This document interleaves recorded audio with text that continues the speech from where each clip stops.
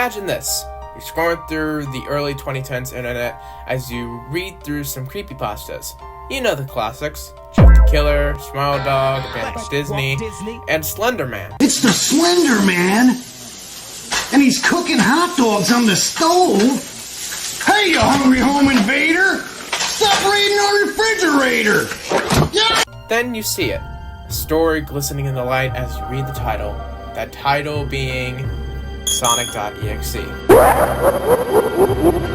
Yeah, this creepypasta is kind of bad. Hello, Nickapoo Nation, it's your boy. Today we'll be discussing and reviewing the story of Sonic.exe.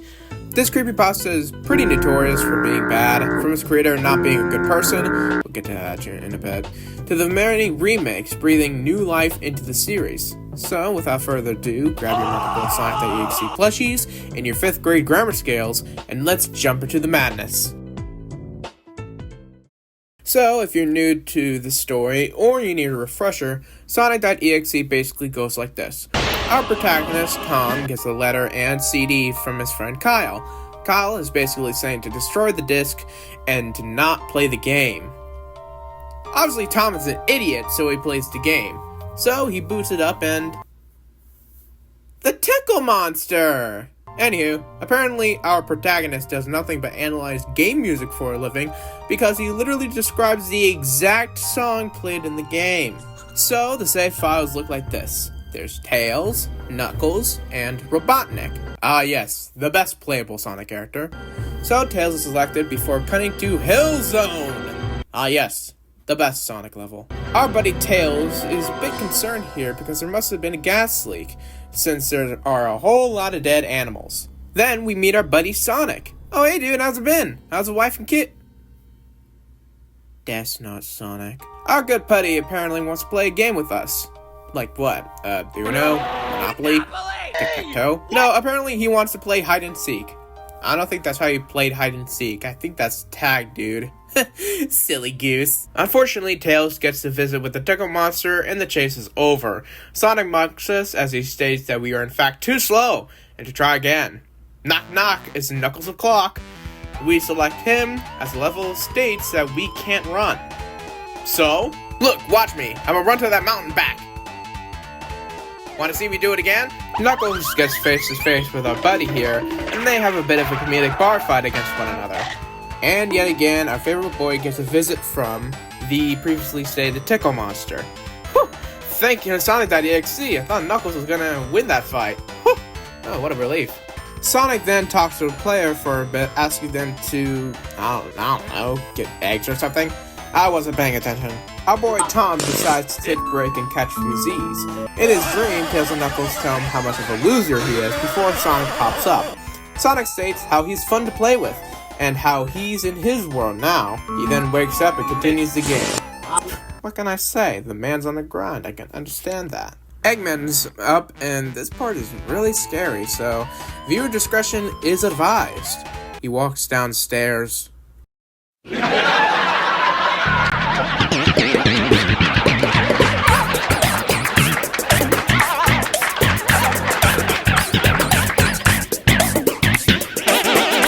Eggman then encounters Sonic, and he gets real up close and personal with the camera. Then after a bit, we hear Sonic whispering to Tom to keep it interesting for him as he sits on the bed as a marketable plushie. What a way to end this mediocre creepypasta. Sonic becoming a marketable plushie.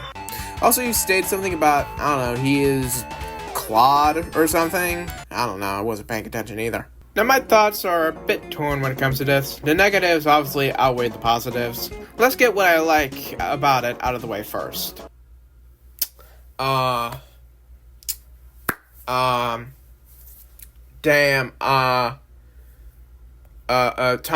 from the movie has the same name as the creepypasta protagonist. That's cool, I guess. Anyway, yeah, if you couldn't tell already, the story kind of blows. There are so many questions to answer and so little time. Wouldn't you agree? Why didn't Tom just destroy the disc when he had the chance? His friend deliberately told him to destroy it in the letter, but no! I'm not Sonic! I'm my original character, Blonic! And I'm not Tails. I'm my original character, Blails. How embarrassing. We have to have the protagonist play the disc to make the progression of the story go forward. Shoot them with the gun! I feel like I'm losing my goddamn mind! This is so fucking shitty! I can't take it! Why does God take the form of a blue rodent in the 90s? Why was the story made on my birthday? Why are there so much sexual tension between Tom and Sonic? Why so much blood? Why did this story protect Sonic Force's level design? And finally, why is the story so bad? That's why. That's the fucking reason why it's bad. But there is still a light at the end of the tunnel, as the fan base had taken it upon themselves to create some of, if not the best, Sonic.exe remakes. Back in 2020, Luigi Kid held a creepypasta challenge where fans submitted horror games for him to play based on famous creepypastas. One of those being the first ever remake of Sonic.exe, Lord X.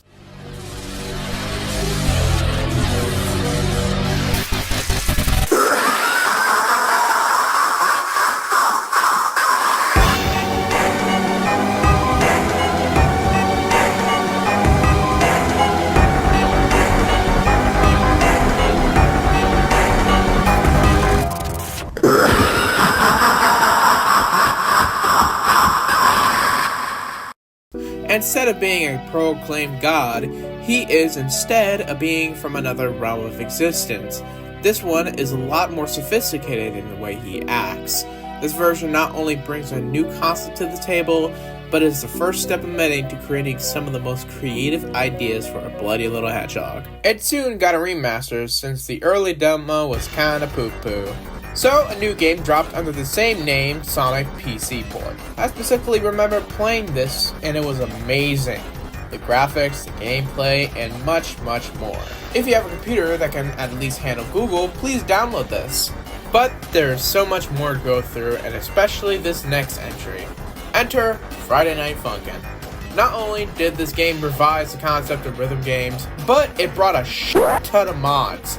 One of those mods being the Versus Sonic.exe mod.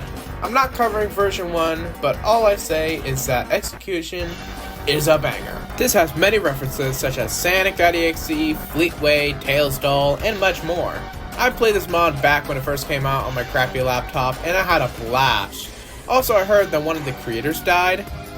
That's kind of sad. Can you please let me know what happened to him in the comment section, please? I want to know. Not only did it go into the world of rhythm games, but it also went into the world of VHS horror. Introducing my favorite version of EXE of all time, Needlemouse.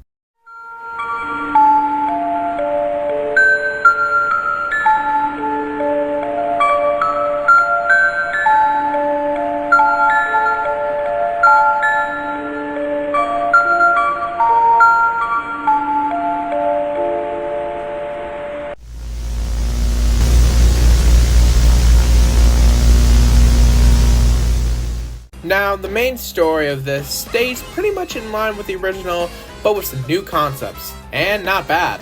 I'll briefly summarize the story for you guys, since this script is already 1,143 words long.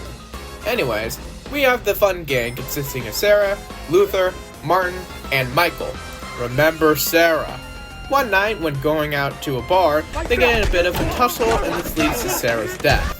The others, not knowing what to do with the body, bury her where a second building would be built years later. This leads Sarah to her Batman arc, seeking out vengeance against the other members of the fun gang. Max, what do you want for dinner? Justice. I'll link the series in the description so you can watch it for yourselves. But that's pretty much it, and... wait, is that... Yo! Ah! Watch out for my body rolls. Watch out for my body rolls. High kicks. The best version of Sonic.exe has arrived to grace us with his glory. Instead of killing all his friends, he eats milk and cereal and dances with all his friends. Again, the best version of EXE out there. There are so many different versions out there that if I talked about all of them, we'd be here till the end of time. Examples being Green Mountain, Sonic OMT, Peta Sonic, Faker, Xenophases, Exceller, Illegal... Wait, what? Huh.